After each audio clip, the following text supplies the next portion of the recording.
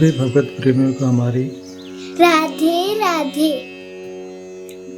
मानव जीवन का सर्वोत्कृष्ट फल सत्संग श्री भक्तमाल कथा के माध्यम से हमें मिलने जा रहा है।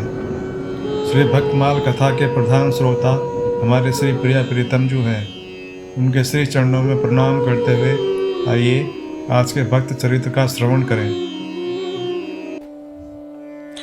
व्रज सखा गोप कुमार यत पादप आंसूर बहुजन्म कृच्छतो धृतात्म वीर्योगिभिर्प्लयभ स एव यद दृग्विषय स्वयं स्थितः किं वर्णयेते दिष्टमतो व्रजोकसाम।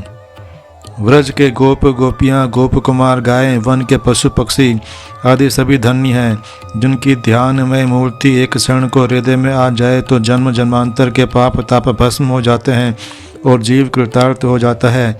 जिनके चरण रज इंद्रिय एवं मन को संयमित करके ध्यान धारणा आदि करने वाले योगियों के अनेक जन्मों की कठोर साधना के पश्चात भी दुर्लभ ही रहती है।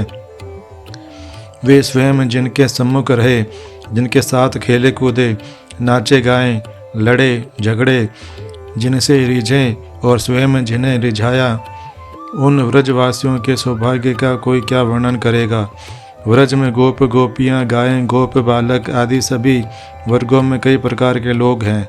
एक तो श्याम सुंदर मदन मोहन के नित्य जन उन गोलोक बिहारी के साक्षात शाश्वत सखा, दूसरे वेदों की श्रुतियाँ, तीसरे बहुत से ऋषि मुनि तथा अन्य लोग जो किसी न किसी अवतार के समय भगवान की रूप माधुरी पर मुग्ध हुए और उनको किसी रूप में अपना बनाने को उत्कंठित हो गए, देवता तथा देवांगनाएं, और पांचवें वे धन्य भाग्य जीव जो अपने आराधना से भगवान के समीप पहुंचने के अधिकारी हो चुके थे, जिन्होंने अनेक जन्मों में इसलिए जप तप भजन ध्यान किए थे कि वे परम ब्रह्म परमात्मा को इसी पृथ्वी पर अपने किसी सूर्योदय के रूप में प्राप्त करें।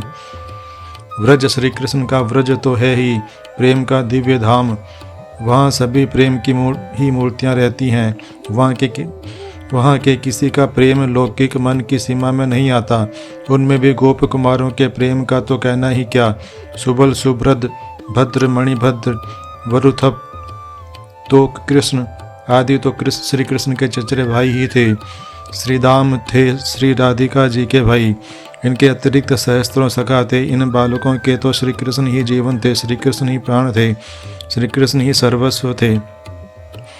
ये श्री कृष्ण की प्रसन्नता के लिए दौड़ते कूदते गाते नाचते और भांति भांति की क्रीड़ाएँ तथा मनोविनोद करते। श्याम गाता तो ये ताली बजाते, कन्हई नाचता तो प्रशंसा करते। वह तनिक दूर हो जाता तो इनके प्राण तड़पने लगते और ये अपने उस जीवन सर्वस्व को छूने दौड़ पड़ते। मोहन को ये पुष्पों, किसलयों, गुंजा तथा वन धातुओं से सजाते।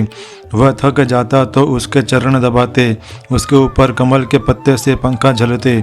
श्याम से ये खेलते, लड़ते, झगड़ते और रूठा भी करते, किंतु मोहन के नेत्रों में तनिक भी दुख या क्षोभ की छाया इन्हें सहन नहीं हो सकती थी। श्री कृष्णचंद्र दूसरों के लिए चाहे जो और जैसे रहे हों, अपने इन सखाओं के लिए सदा स्नेह में सुकुमार प्राण प्रिय सखा ही रहे, न कम न अधिक। सखाओं का मान रखना उनका सदा का व्रत रहा। गोप कुमारों का उन पर कितना विश्वास था यह इसी से स्पष्ट है कि सामने पर्वताकार अघासुर को देखकर भी उन्होंने उसे कोई कतूहलप्रद गिरी गुफा ही समझा। किसी ने संदेह भी किया यदि यह सचमुच अजगर ही हो तो बालकों ने हंसी में उड़ा दी यह बात। उन्होंने कितनी विश्वास से कहा, हो अजगर तो हुआ करे। यदि यह अजगर हुआ और उसने हमें भक्षण करने का मन किया तो श्याम इसे वैसे ही फाड़ कर फेंक देगा जैसे उसने बगुले अर्थात बकासुर को फाड़ दिया था। ऐसे निश्चिंत विश्वास से जो श्याम पर निर्भर करते, श्याम उन्हीं का तो है। अपने सखाओं के लिए वह भुवन पावन अघासुर के मुख में गया और उसका मस्तक फोड़कर अपने सखाओं का उसने उद्धार किया।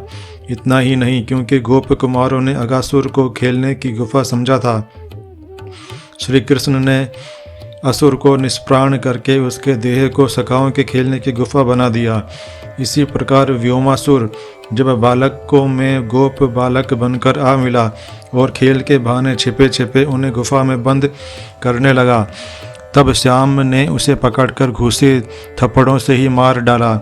श्याम सुंदर ने सखाओं के लिए दावाग्नि का पान किया और जब बालकों ने ताल वन के फल खाने की इच्छा प्रकट की, तब धेनुकासुर को बड़े भाई के द्वारा परम धाम भिजवाकर कन्हई ने उस वन को ही निर्विघ्न कर दिया।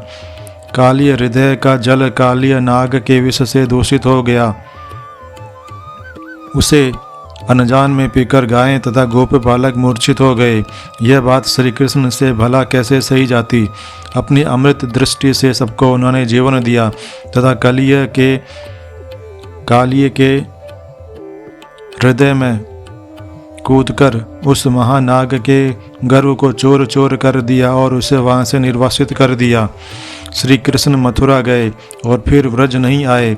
यह बात दूसरे सब लोगों के लिए सत्य है, संसार के लिए भी सत्य है, किंतु मोहन के भोले सखाओं के लिए यह सत्य सदा ही असत्य रहा और रहेगा। जो कन्हई को एक घड़ी तो क्या एक क्षण कालिय के बंधन में निश्चेष्ट पड़ा देखकर मूर्छित हो गए, मृतप्राय हो गए, वे क्या अपने मयूर मुकुटी सखा का वियोग सह सकते थे। वे कन्हई के बिना जीवित रहते। श्रुति इसी से तो श्री कृष्ण को सर्वसमर्थ विभु और सर्वशक्तिमान कहती है। वे व्रज से गए मथुरा और फिर नहीं लौटे, किंतु व्रज के गोप कुमारों जैसे परम प्रेमियों के हृदय में उनके चरण प्रेम की रज्जु से इतने ढीले नहीं बंधे थे कि वहाँ से वे खिसक सकें। अतएव गोप कुमारों के लिए तो वे कहीं गए ही नहीं। शास्त्र कहता है वे वृंदावन छोड़कर एक पग भी कहीं बाहर नहीं जाते। आज के हमारे भक्त चरित्र का वर्णन इतना ही। कल हम एक नए भक्त चरित्र के साथ श्री प्रिया प्रीतम जी के समक्ष प्रस्तुत होंगे। आपको हमारी राधे राधे।